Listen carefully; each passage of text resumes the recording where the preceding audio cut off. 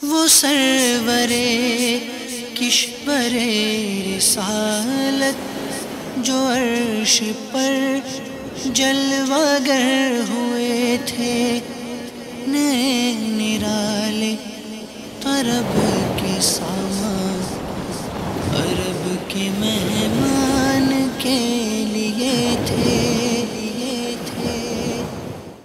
الحمدللہ رب العالمین والصلاة والسلام علی سید المرسلین، اما بعد فاعوذ باللہ من الشیطان الرجیم، بسم اللہ الرحمن الرحیم۔ الصلاة والسلام علیکہ یا رسول اللہ وعلی آلکہ واصحابکہ یا حبیب اللہ، الصلاة والسلام علیکہ یا نبی اللہ وعلی آلکہ واصحابکہ یا نور اللہ۔ نبیوں کے سالار، رسولوں کے سردار، صاحب امامہ پر انوار، صاحب پسینہ خوشبودار، مکہ مدینے کے تاجدار، رب کے رازدار، صلی اللہ تعالی علیہ وسلم کا فرمان پر انوار، جو مجھ پر 100 مرتبہ درود پاک پڑھے گا، اللہ عز و جل اس کی 100 حاجات پوری فرمائے گا۔ ان میں سے 30 دنیا کی اور 70 آخرت کی۔ صلو علی الحبیب صلی اللہ تعالی علی محمد۔ نیت المؤمن خیر من عملہ، مسلمان کی نیت اس کے عمل سے بہتر ہے، یہ فرمان مصطفیٰ ہے۔ ہر نیک اور جائز کام سے پہلے ہمیں عادت بنانی چاہیے کہ ہم اچھی اچھی نیتیں کریں۔ یاد رکھیں کہ کار خیر میں بھی اگر ثواب کی نیت ہم نہیں کریں گے تو ثواب نہیں ملے گا، اور اگر ثواب کی نیتیں زیادہ ہوں گی حسب حال تو جس قدر زیادہ کریں گے اجر و ثواب بھی بڑھتا چلا جائے گا۔ آئیے رجب کی دعا جو ہمارے آقا صلی اللہ علیہ وسلم پڑھا کرتے تھے وہ پڑھتے ہیں۔ صلو علی الحبیب صلی اللہ تعالی علی محمد۔ اللہم بارک لنا فی رجب وشعبان وبلغنا رمضان، صلو علی الحبیب صلی اللہ تعالی علی محمد۔ شب اسرا کے دولہ صلی اللہ تعالی علیہ وآلہ وسلم نے شب معراج بہت سے عجائبات دیکھے، جنت کی بھی سیر فرمائی، جہنم کو بھی ملاحظہ فرمایا، تو کچھ جنت کی سیر اور عذاب کے مشاہدات کے تعلق سے انشاءاللہ عز و جل آج آپ کی خدمت میں کچھ مدنی پھول پیش کروں گا۔ معراج کی شب پیارے مصطفیٰ صلی اللہ تعالی علیہ وسلم نے کائنات کی سیر فرمائی، کروڑوں عجائبات قدرت ملاحظہ کیے۔ چنانچہ آپ فرماتے ہیں کہ معراج کی رات میرا داخلہ جنت میں ہوا، میں نے دیکھا کہ جنت کے سنگریزے، پتھر کے ٹکڑے، اس کو سنگریزے کہتے ہیں، موتیوں کے ہیں، جنت کی مٹی مشک کی تھی۔ 4 نہریں دیکھیں، ایک پانی کی جو تبدیل نہیں ہوتا، دوسری نہر تھی دودھ کی جس کا ذائقہ نہیں بدلتا، تیسری نہر شراب طہورہ کی، پاک شراب کی، جس میں پینے والوں کے لیے صرف لذت ہے، نشہ نہیں، چوتھی پاکیزہ اور صاف ستھرے شہد کی۔ 4 نہریں دیکھی ہمارے آقا علیہ الصلوۃ والسلام نے شب معراج جنت میں، پانی کی، دودھ کی، شراب کی اور شہد کی۔ جنت کے انار جسامت میں، حجم میں ڈولوں کی طرح، یعنی بہت بڑے تھے، اور پرندے اونٹوں کی طرح تھے۔ اس میں یعنی جنت میں اللہ تعالی نے اپنے نیک بندوں کے لیے ایسے ایسے انعامات تیار کر رکھے ہیں جنہیں کسی آنکھ نے نہ دیکھا، نہ کسی کان نے سنا۔ ان انعامات کے متعلق کسی انسان کے دل میں اس کا خیال بھی نہیں گزرا۔ جنت کی ایسی نعمت ہے، اللہ ہمیں اپنے کرم سے جنت نصیب فرما دے۔ معراج کے دولہ میٹھے مصطفیٰ حبیب کبریا صلی اللہ تعالی علیہ وسلم فرماتے ہیں کہ میں ایک نہر پر آیا جس کے کناروں پر جوفدار موتیوں کے خیمے تھے. جوفدار یعنی اندر سے خالی تھے. اس کی مٹی خالص مشک کی تھی. جبریل امی علیہ السلام نے عرض کی یہ کوثر ہے جو آپ کے رب عز و جل نے آپ کو عطا فرمائی ہے. مدنی چینل کے ناظرین، میرے آقا علیہ الصلوۃ والسلام نے جنت میں بلند و بالا محلات دیکھے. پوچھا تو عرض کیا گیا یہ غصہ پینے والوں اور لوگوں سے عفو درگزر کرنے والوں کے لیے ہیں، اور اللہ تعالی احسان کرنے والے کو پسند فرماتا ہے. تو غصہ پینے والے، لوگوں کو معاف کرنے والے، ان کے لیے معراج کی رات سرور کائنات صلی اللہ تعالی علیہ وسلم نے بلند و بالا محلات دیکھے.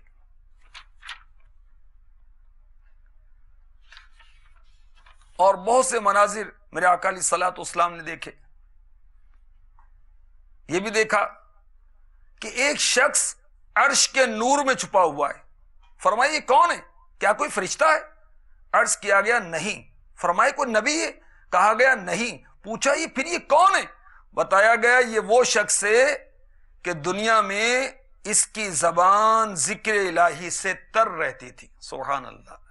اللہ اللہ اللہ اللہ اللہ اللہ اللہ اللہ طاہرہ نے جینا میں تیری گفتگو، گیت تیرے گاتے ہیں وہ خوشگولو.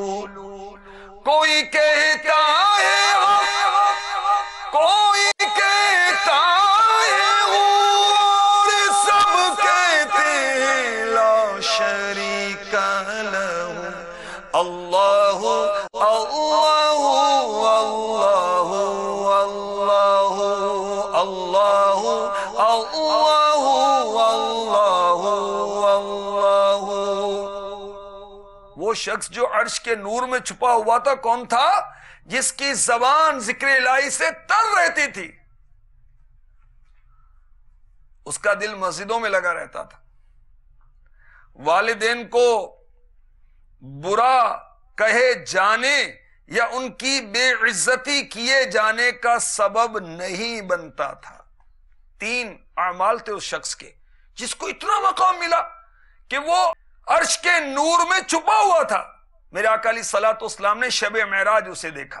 یہ اللہ کے ذکر کی کثرت کیا کرتا تھا، مسجدوں سے محبت کرتا تھا، مسجدوں میں اس کا دل لگتا تھا، والدین کے لیے برائی کا سبب بننے سے بچتا تھا. تو کاش ہم بھی کثرت سے اللہ کی یاد کرنے والوں میں ہو جائیں. کاش ہمارا دل بھی مسجد میں لگا کرے، میدان میں نہیں، کسی کلب میں نہیں، دوستوں کی میلے جھمیلوں میں نہیں، تفریح گاہوں پر نہیں، پارکوں میں نہیں، ڈائجسٹ میں نہیں، گناہوں بھرے چینلز میں نہیں. مسجد میں دل لگے ہمارا. کاش مسجد میں دل لگے. اللہ اکبر. شب معراج میرے آقا علیہ الصلوۃ والسلام نے بلال حبشی رضی اللہ تعالی عنہ کے قدموں کی آہٹ بھی محسوس فرمائی. تو آقا علیہ الصلوۃ والسلام نے ان سے پوچھا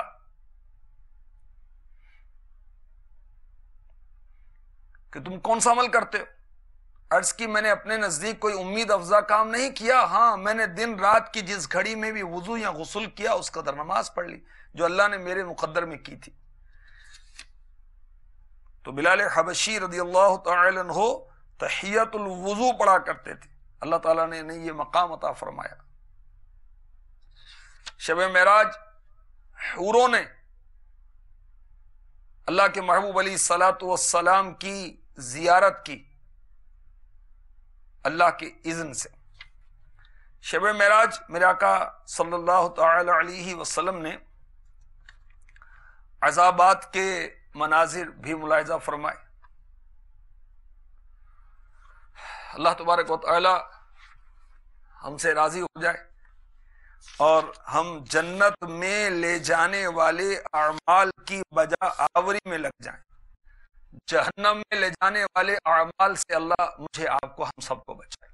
اچھا ماحول مل جائے گا، چینل ہی دیکھتے رہے، گھر بیٹھے اچھا ماحول بن جائے گا، گھر بیٹھے سبحان اللہ قرآن سنیں، اس کی تفسیر سنیں، گھر بیٹھے حدیث سنیں، اس کی شرح سنیں، گھر بیٹھے علمی معلومات حاصل کریں، دارالفتہ اہل سنت کے سلسلے دیکھیں، گھر بیٹھے امیر اہل سنت کے رنگ برنگے دل کشو دل ربا مدنی پھول دیکھیں، مدنی پھول چنیں، مدنی پھول سنیں، گھر بیٹھے نگران شورا کے مدنی مکالمے آتے ہیں وہ دیکھیں، شرکت کریں، آپ کی معلومات میں کتنا اضافہ ہوگا۔ گھر بیٹھے ذکر مصطفیٰ ہوگا، ذکر صحابہ ہوگا، ذکر اولیاء ہوگا، ذکر اہل بیت اطہار ہوگا۔ اچھی صحبت اچھا کر دے گی، اچھی صحبت جنت میں لے جانے والے اعمال میں مشغول کر دے گی، بری صحبت پھر چرس پہ لگائے گی، بھنگ پہ لگائے گی اور الٹے دھندوں میں لگائے گی، ایسے کاموں میں بری صحبت لگائے گی، توبہ توبہ استغفر اللہ، جو جہنم کی طرف لے جانے والے ہیں، جس کے نتیجے میں رب کی ناراضی، اس کے محبوب علیہ السلام کی ناراضی ہے، جہنم کی وعیدات ہے۔ تو شب معراج سرور کائنات صلی اللہ تعالی علیہ وآلہ وسلم نے عذاب الہی کے مناظر بھی دیکھے۔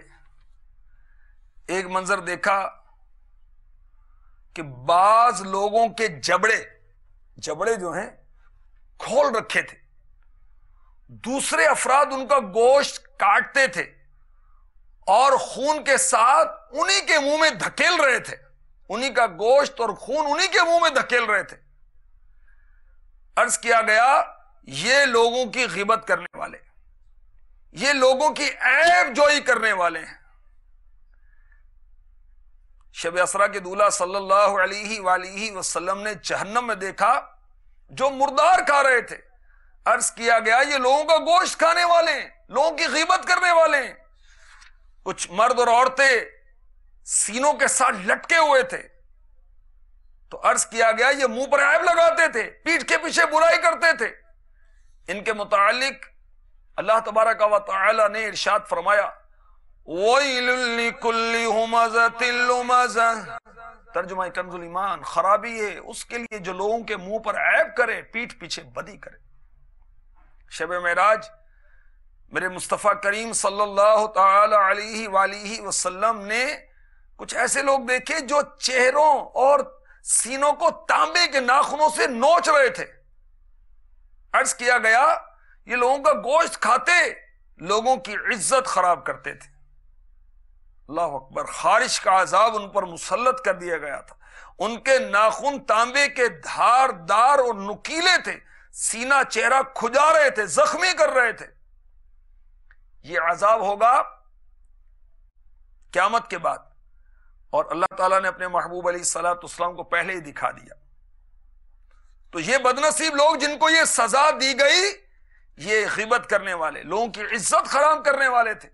اس میں خاص طور پر خواتین کا بہت ابتلا ہوتا ہے، تو ان کو ڈر جانا چاہیے۔ مرد بھی پیچھے نہیں ہے، لیکن عورتوں کا ابتلا زیادہ ہے۔ تو غیبت میں کسی مسلمان کی برائی بیان نہ کریں، جو موجود نہیں ہے اس کی برائی بیان نہ کریں، جو مر چکا اس کی برائی بیان نہ کریں۔ اگر آپ اچھائی بیان نہیں کر سکتے تو بھائی برائی بھی کیوں بیان کرتے ہو؟ اپنی برائیوں کی طرف اگر ہم نظر کریں تو لوگوں کی برائیوں سے بے نیاز ہو جائیں۔ تو کاش بری عادتیں نکل جائیں، غیبت، چغلی، بدگمانی کی آفات سے ہمیں نجات مل جائے۔ سود خوروں کو میرے آقا علیہ الصلوۃ والسلام نے شب معراج اس حال میں دیکھا کہ وہ نہر میں تیرتے ہوئے پتھر نگل رہے تھے۔ سود خوروں کو میرے آقا علیہ الصلوۃ والسلام نے اس حال میں دیکھا، ایک روایت کے مطابق، کہ ان کے پیٹ مکانوں کی طرح بڑے بڑے تھے۔ پیٹ بھرتا نہیں ہے نا، سود خوری میں پڑتے ہیں، تو پیٹ مکانوں کی طرح بڑے بڑے تھے، اور پیٹ میں سانپ تھے جو باہر سے نظر بھی آ رہے تھے۔ یہ سود خوروں کا اس حال میں دیکھا گیا۔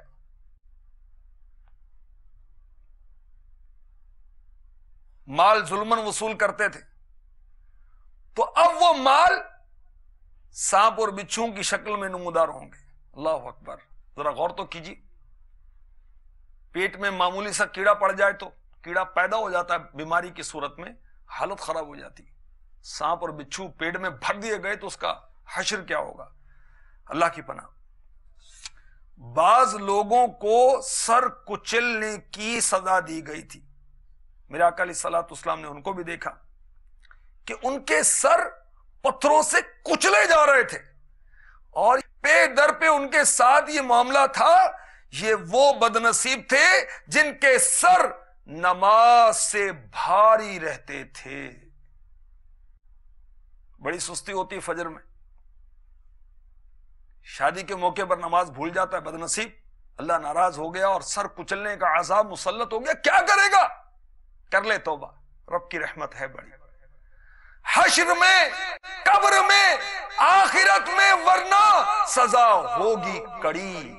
کر لے توبہ, اللہ کی بارگاہ میں سچی توبہ کر لے اور نمازوں کو ادا کر جو قضا ہوئی. قضا نمازوں کا طریقہ میرے لیے سنت کا رسالہ ہے, اس سے پڑھ کہ کس طرح نمازیں قضا کرنی ہیں. بعض بد نصیبوں کے ہونٹ آگ کی کینچیوں سے کاٹے جا رہے تھے. ان کا جرم کیا تھا؟ یہ امت کے خطباء تھے جو اپنے کہے پر عمل نہیں کرتے تھے. قرآن پڑھتے تھے مگر اس پر عمل نہیں کرتے تھے. اللہ کی پناہ, اللہ کی پناہ, اللہ کی پناہ. تو علم کے بغیر عمل کیسے ہوگا, اور عمل کے بغیر